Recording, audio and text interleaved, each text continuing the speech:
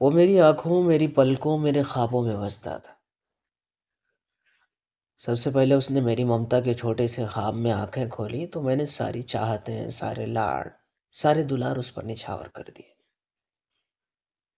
میرا خواب کچھ بڑا ہوا تو وہ ہاتھوں میں کتابیں سنبھالے اپنے دوستوں کے ساتھ اسکول جانے لگا۔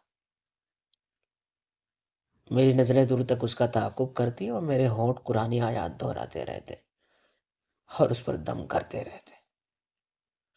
خواب پھیلتا رہا اور ایک دن وہ سیاہ گاؤن اور ہڈ پہنے، گلے میں طلائی میڈل ڈالے، میرے شانے سے شانہ جوڑ کر کھڑا ہو گیا۔ میں نے اس کے نکلتے ہوئے قد اور روشن پیشانی کو فخر و غرور سے دیکھا۔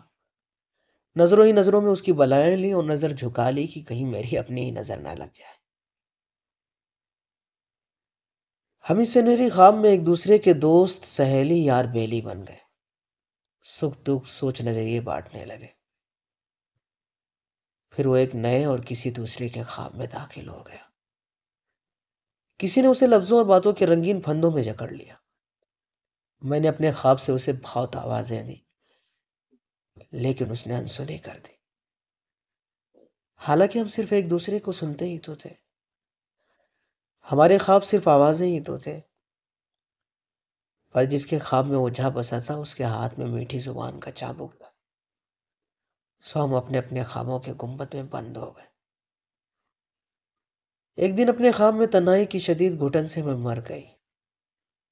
اسے اطلاع ہی نہیں دی گئی۔ برسوں بعد وہ خوابوں کے قبرستان سے گزرا تو میری گمنام قبر کو پرانی محبتوں کی مہک کی وجہ سے پہچان کر ٹھٹک گیا۔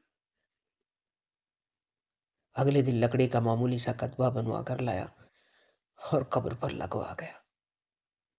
کتبے پر لکھا تھا، شاید یہاں وہ دفن ہے جس سے میرا خونی رشتہ تو نہیں، پر درد کا رشتہ ضرور تھا۔